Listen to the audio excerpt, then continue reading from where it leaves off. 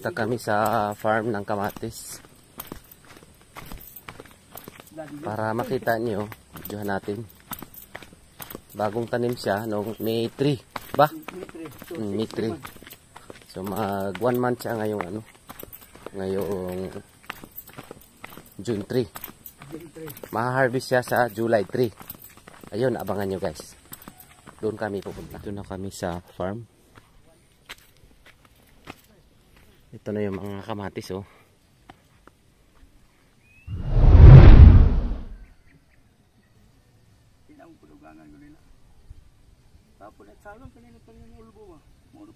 Guys, magandang araw at welcome na naman sa Mr. Bosamo Vlog. Kung baguhan ka pa lang sa ating channel guys, pakiclick naman yung subscribe button at pakiclick na rin yung notification bell para updated ka sa ating video na ina-upload. At huwag niyong kalimutan ang ating like button, pakiclick naman dyan. So ang ipipictures natin ngayong araw na to guys ay about sa kamatis. Ito kamatis naman hindi naman gaanong kalakihan siya, pero ang bagging dito ay nasa 40,000 baggings lang siya. Makikita nyo ngayon guys, malaki-laki na siya, nasa likuran natin, nasa 23 days na siya ang edad nitong kamatis na to. So ang iba naman ay nag-uumpisa ng mamulaklak, yung iba hindi pa. So hindi naman lahat sabay-sabay yan. So bago niyo panoorin yung video nito guys, ayun, pakiclick naman yung subscribe button at pakiclick na rin yung notification bell para updated kayo sa ating video na ina-upload. So ito guys, panoorin nyo ang video. Okay guys, bago natin i-play yung video na yon, tanungin muna natin yung ating boss dito sa farm na to. Sir, ano ba yung mga task ninyo ngayong araw na to, sir? Ano ba yung mga ginawa ninyo dito sa farm? Nag-abono kami ng Unix 16 o Tropicot at saka putas.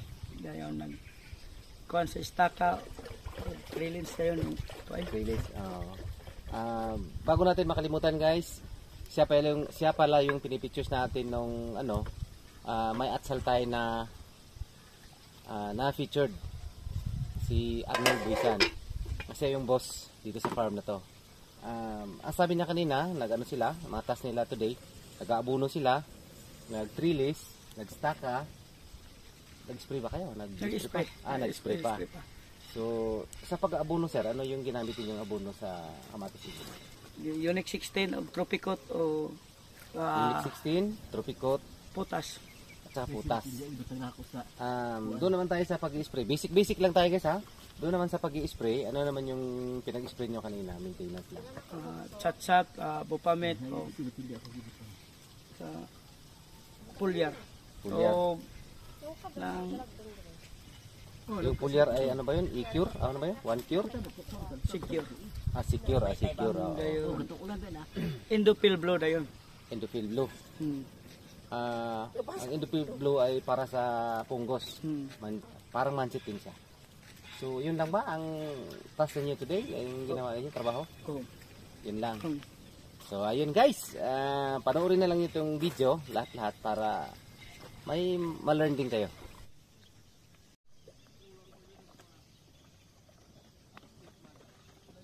One-fourth, isa ka nag 1-4 ba? Dako itong manok. Tapos tanggalan nagbihon sa kay. Ay, dala ko to.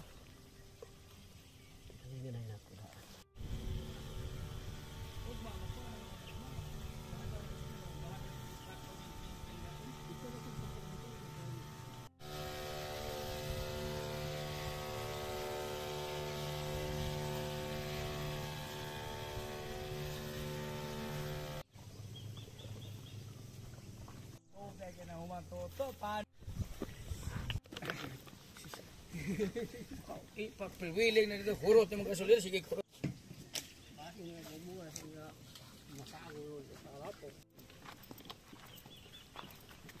Tulo na ba?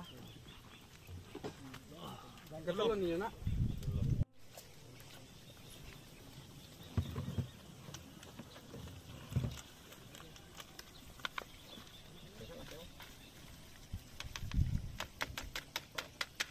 Buboy ba? Mura ni kaugot. Kulang ni kaugot. Ano din niya? Ugtod ngayon.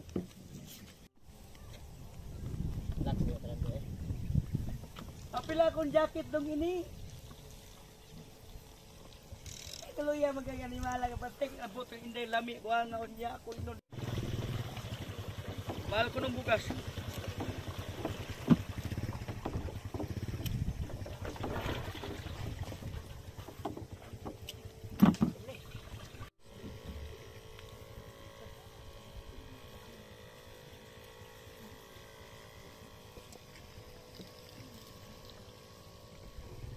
Sa farm nila, merong tagaluto. Ito naman si Sir. Ano naman ang recipe natin ngayong araw, Sir? Sinabaw na manok. Sinabaw na manok. May halong bihon. Nako, sarap yan. Sinabawang manok. Mahilig ang mga Chinese dyan. Okay, doon tayo pupunta sa may nag-aabono.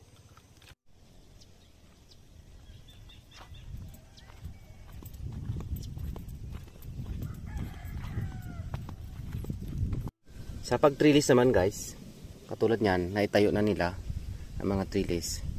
Eh meron kami dito sa amin na tinatawag na king post. Itong maliit na to. Ayan. Dito lahat tinatali. Ito yung pinaka-pwersa lahat dito sa trellis na to. Ito yung pinaka-pwersa lahat. Dito itatali lahat yung mga tali. Kung ilan mang tali ang mailagay dyan, ilang layer man siya, eh dito siya ikakabit. Ito sa ano na to, sa king post na to ang tinatawag namin. Maliit siya pero very strong ang kapit niya dyan.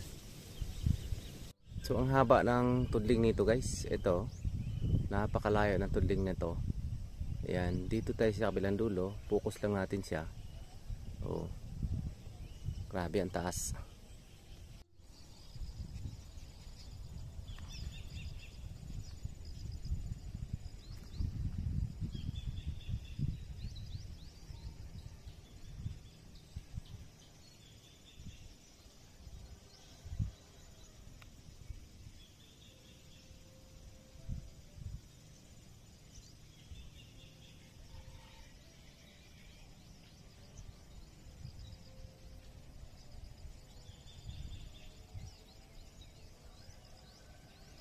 Tayo guys, meron ditong nag-aabono. Tingnan natin sila kung paano nila ginawa mag-abono.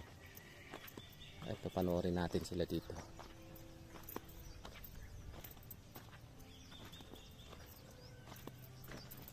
Yan, palapit na tayo ng palapit.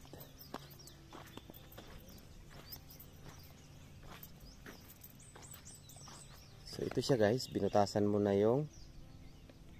So ito siya guys, may butas, oh, nakita niyo, may butas. Ayan. May butas yung bawat puno ng kamatis.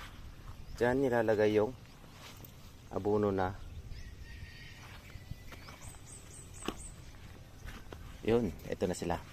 Ito na yung abono. Sige, maglagay ka. Yan.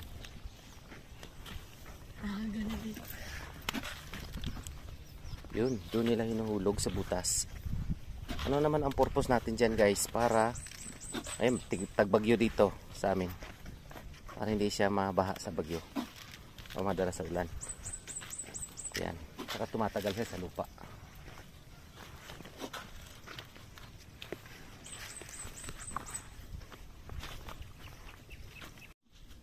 Yan, no, napakabilis. Iba yung tagabutas, iba naman yung tagalagay.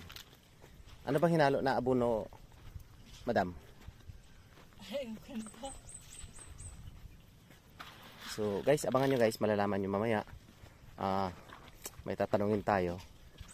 Yung pinakatiwala dito sa farm na to ay siya ang ating tatanungin para may kaalaman kayong makukuha dito sa pag-vlog natin ngayong araw na ito.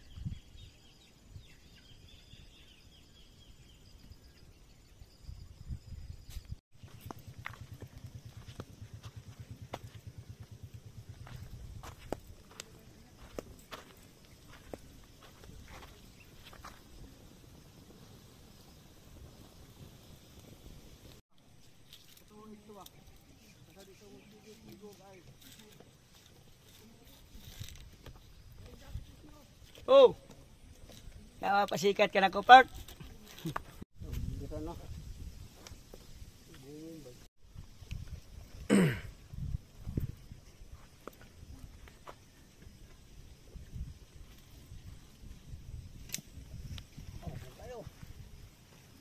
Wait lang.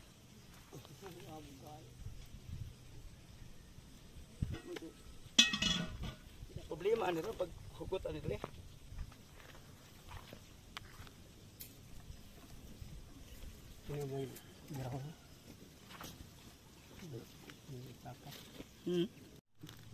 Bilagad. Mana?